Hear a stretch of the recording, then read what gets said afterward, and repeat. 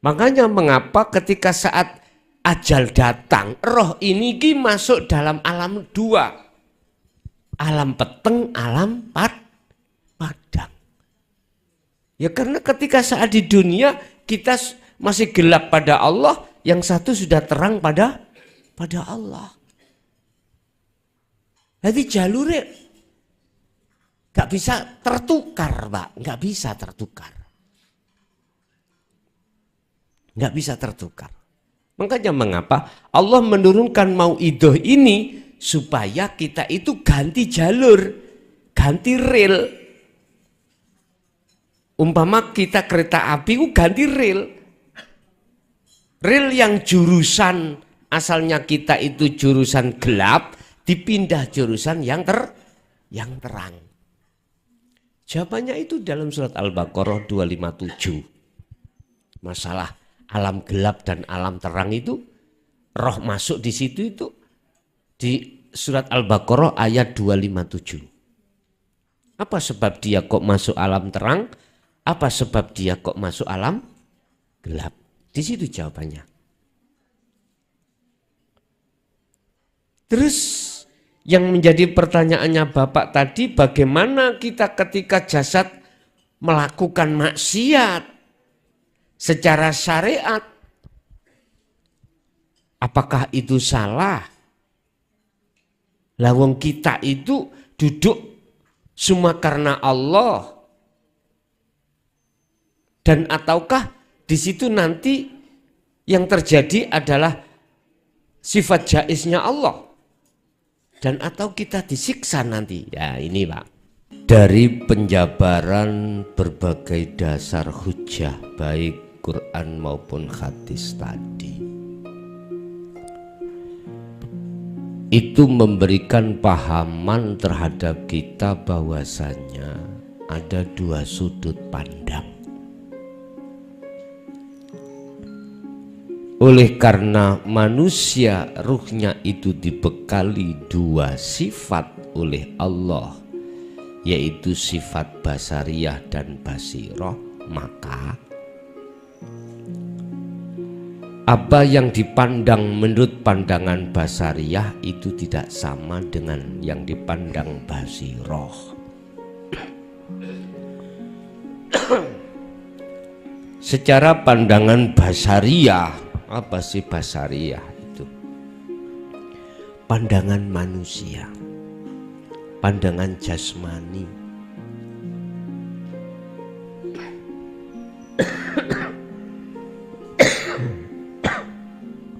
Terkesan seakan-akan manusia punya peran. Manusia itu punya peran. Makhluk itu peran. Seakan-akan punya peran. Siapapun kita kalau memandangnya segala apapun itu dari sifat basariyah, maka pasti akan merasa punya peran. Sing nafsu perannya itu adalah menggoda, iblis menggoda. Malaikat akal itu malah mengajak untuk mendekat pada Allah. Kita memandang dari sifat basariyah, kacamata umum, kacamata syariat, memang terkesan bahwasanya makhluk itu punya peran. Sekalipun dia itu mempunyai akidah yang mengatakan atas dasar diizini Allah itulah maka makhluk itu mempunyai peran. Inilah iman yang Allah katakan terhadap Muhammad, innama ana basarum mislukum. Disuruh untuk menegaskan bahwasanya makhluk siapapun itu nggak punya peran, nggak punya daya upaya apapun. Sama mulai dari umat sampai rasulnya, imam dengan makmumnya, sama manusianya, makhluk. Tetapi kalau kita mandang dari kacamata basiroh, jelas kemurnian tauhid Anda pada Allah terjamin.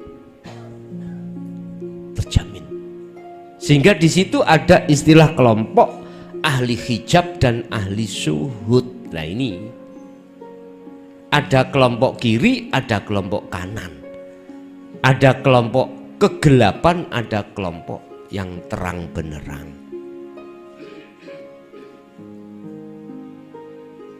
Apa sebabnya kita dikelompokkan Allah di dalam kelompok kegelapan? Sebab walladzina kafaru auliya'uhumut taghut. Iman kita terhadap selain Allah. Buktinya itu tadi, merasa mengimani diri kita yang berperan. Itu akibat karena kita memakai kacamata basariyah.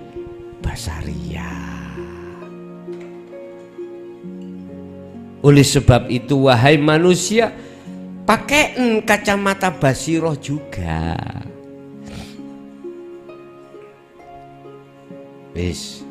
Jadi dua pandang kacamata ini untuk apa? Untuk membedakan di antara golongan kiri dan kanan. Pertanyaannya, salahkah orang yang tidak memakai pandangan basiroh, kacamata basiroh selama hidupnya? Saya sendiri mau menyalahkan iku yus karepe Gusti Allah. Gak iso, Pak.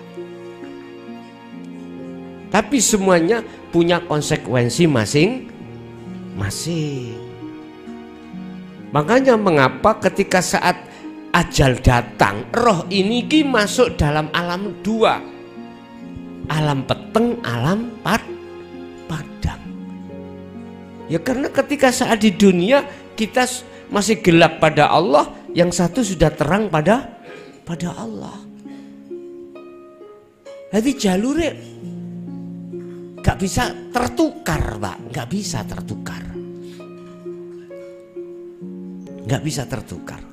Makanya mengapa Allah menurunkan mau'idoh ini supaya kita itu ganti jalur, ganti rel. Umpama kita kereta api ganti rel. Rel yang jurusan asalnya kita itu jurusan gelap dipindah jurusan yang terang. Jawabannya itu dalam surat Al-Baqarah 257. Masalah alam gelap dan alam terang itu, roh masuk di situ itu di surat Al-Baqarah ayat 257. Apa sebab dia kok masuk alam terang? Apa sebab dia kok masuk alam gelap? Di situ jawabannya. Terus yang menjadi pertanyaannya Bapak tadi, bagaimana kita ketika jasad melakukan maksiat secara syariat? Apakah itu salah? Lawang kita itu duduk semua karena Allah. Dan ataukah di situ nanti yang terjadi adalah sifat jaiznya Allah? Dan atau kita disiksa nanti? Ya ini, Pak. Saiki ngeten mawon. Kalau betul-betul ketika saat maksiat secara syariat terjadi, hatimu dikatakan duduk di tajalli, ya tak? Betul-betul tak? Mau'idoh sudah masuk, ruhaniyah kita sudah lebur di situ. La yarawna li anfusihim say'an. Adakah pengakuan dirimu yang melakukan? Kalau ada, itu omong kosong. Paham maksud kula? Tajalli omong kosong. Artinya kita hanya lesan doang, hati kita tidak di situ. Sama halnya anak TK mengatakan la haula wala quwata illa billah. Nah ini siapapun kita akan bisa mengatakan itu, tapi prakteknya tidak seperti itu. Wa minan nasi may yaqulu amanna billahi wa bil yaumil akhir wa ma hum bimumin.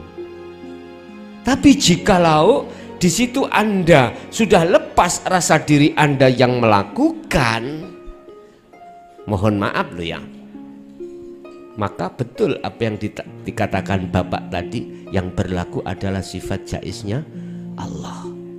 Tapi lantas tidak boleh kita mengatakan oh berarti Gusti Allah maksiat. Lah, maksiat tak pandanganmu. Ya toh? Pandangan makhluk, Pak. Kalau Allah nggak pernah maksiat.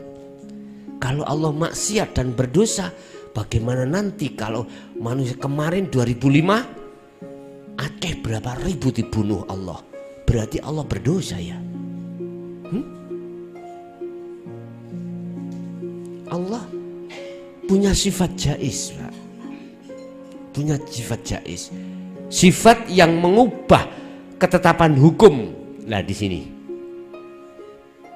Sekarang tinggal pertanyaannya, ketika saat terjadi maksiat, tanyakan terhadap dirimu, apakah kau mau makhluk masih merasa melakukan?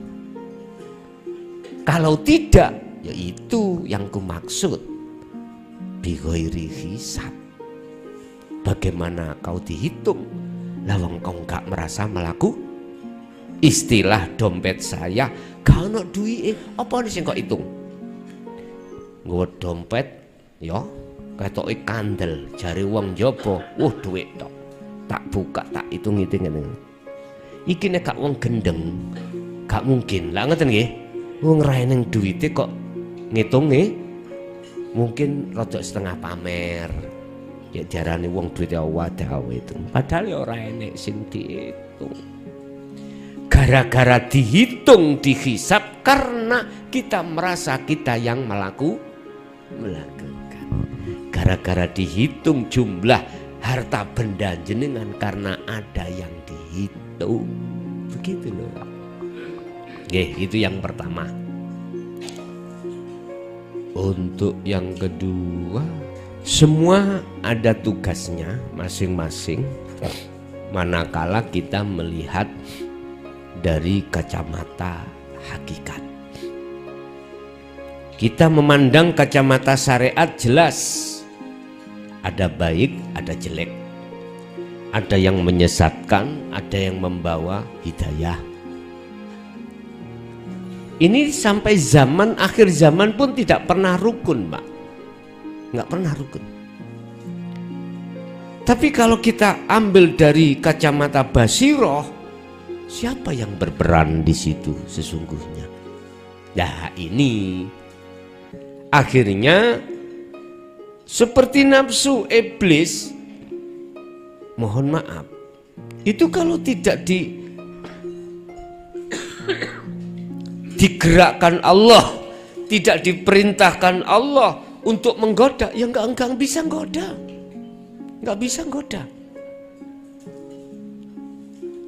Kalau kita mandangnya dari basiroh loh Pak, akhirnya kita tidak akan pernah menyalahkan nafsu atau iblis. Kalau mandang dari basiroh, kita tidak melihat makhluknya Jibril atau malaikat yang membawa hidayah, wahyu yang diutus oleh Allah menyampaikan, tidak. Tetap hati kita hanya berguru, hanya berimam, hanya pada Allah. Basirah. Lah nek basariyah beda, Pak. Makanya hablum minan nas dengan hablum minallah beda. Hablum minan nas taklimu ta'alimnya kita ya patuh pada guru makhluk. Karena kita menganggap ya si makhluk itu yang mengajari saya mau itu untuk mengenal Allah. Tapi tolong jangan duduk di situ. Sekali lagi, duduklah di dalam kebenaran, kacamata basiroh. Supaya apa sih? Supaya pemujaan Anda itu biar nggak salah. Puji-puja, penyembahan kita sebagai makhluk itu biar tidak salah. Jadi sesuai ini wajah tu wajhia, biar di situ. Wajhia itu bukan makhluk, Pak. Bahasa Nabi Ibrahim itu wajah Allah, bukan wajah makhluk. Jadi semuanya ada tugasnya masing-masing, tinggal kita memandang dari kacamata basariyah atau basiroh. Ingat, sepanjang kita memandang dari kacamata basariyah, kacamata makhluk, tidak ada rukunnya, Pak. Kita pasti akan bermusuhan terus terhadap nafsu iblis. Tidak ada rukunnya. Kalau sesama manusia, oleh karena kita beda aliran, beda bendera, pasti hati hasut, Pak. Oleh sebab itu, ini kan mendekati tahun politik, Pak ya. Tahun politik, beda bendera, beda pilihan, beda presiden. Jangan menjadikan kau terpecah belah. Kau tidak akan terpecah belah manakala Anda ngatekno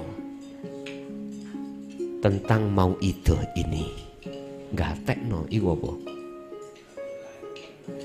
Mengindahkan pitutur-pitutur tentang ilmu ketuhanan.